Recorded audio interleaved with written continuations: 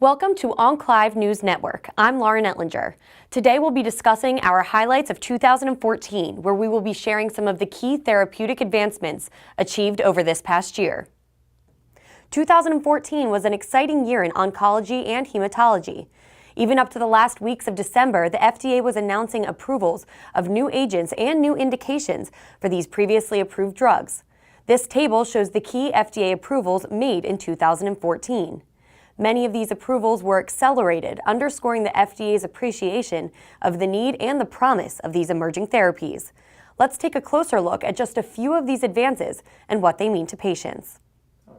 First, the use of the immune checkpoint blockade approach took another leap forward with the approval of two PD-1 inhibitors for advanced or metastatic melanoma, pembrolizumab in September and nivolumab in December. Dr. Jeffrey Weber from Moffitt Cancer Center summarizes the results of the Phase 3 nivolumab versus chemotherapy trial. So clearly benefit to the nivolumab arm, clearly less toxicity. I think it's without doubt a very significant benefit to be receiving nivolumab in the scenario of having failed IPI or a BRAF inhibitor plus IPI if you're BRAF mutated, compared to getting chemotherapy alone. These two new agents join their anti-CTLA-4 counterpart, ipilimumab, in bolstering the use of immunotherapy as an approach to cancer treatment. Patients with non-small cell lung cancer had two new agents approved.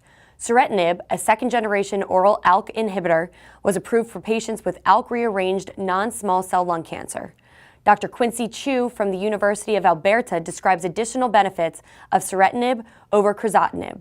Suritinib, unlike crizotinib, does have very substantial CNS penetration, so they actually shown in animal models that even if the lung cancer actually spread into the brain, suritinib actually can have some duration of control over that. In mid-December, ramucirumab, a VEGFR2 inhibitor, was approved in combination with docetaxel for the treatment of patients with metastatic non-small cell lung cancer. Earlier in the year, ramucirumab received FDA approval as a monotherapy and then in combination with paclitaxel for the treatment of advanced gastric cancers. Dr. Charles Fuchs from Dana-Farber describes the basic findings from the ramucirumab trial. Genesis, a compound called ramucirumab, which is a monoclonal antibody against the vascular endothelial growth factor 2, so the receptor, as opposed to the ligand, which is what Avastin targets.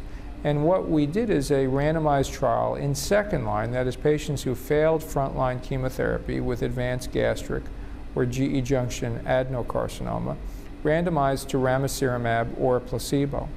And what we found was that patients who received ramucirumab had a significant improvement in overall survival, a 22% improvement in overall survival, and a 52% improvement in progression-free survival.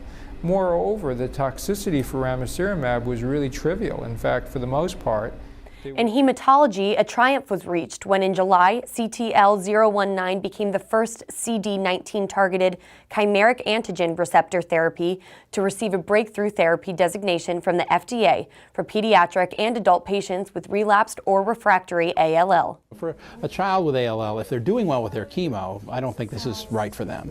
But there are patients who have very high-risk features that we know are not going to do well with their chemo, and there are patients who relapse. Obviously, that's a problem.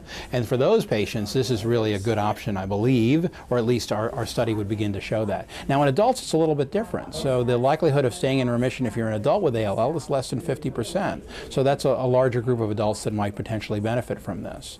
This promising news was followed by the approval of blinatumomab in December for adults with the less common Philadelphia-negative, relapsed or refractory B precursor ALL. Dr. Dan Dewar from Memorial Sloan Kettering describes this treatment approach. Well, I would say the most interesting new approach is using the patient's autologous own T cells to direct them towards the CD19 leukemic cells that are expressing CD19. The first one is an antibody. It's a very smart antibody that binds to the CD19, to the leukemic cells, but also binds on the other side of this antibody to the patient's own T cells, and this is called blinatumomab. I think we're at an incredibly exciting time for patients and their families with CLL, because we have therapies now that are changing their lives. That we have patient-friendly therapies that are oral, that are very active, that are controlling the disease in the great majority for an extended period of time. Dr. John Bird speaks to the 3 new agents approved this year for patients with CLL.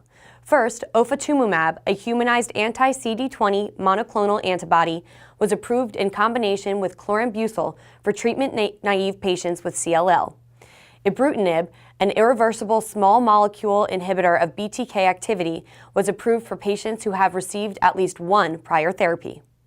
And finally, idelalisib, a PI3 kinase inhibitor, was approved in combination with rituximab for patients with relapsed CLL. Additionally, monotherapy idelalisib was approved for FL and SLL, and trials continue to examine its use as a frontline monotherapy in older patients with CLL. This report provides only a glimpse into the amazing year of advances that benefit oncologists, hematologists, and their patients. Here at OncLive News Network, we are looking forward to 2015 and a continued progress in the field of oncology. I'm Lauren Ettlinger. Thanks for watching and have a happy new year.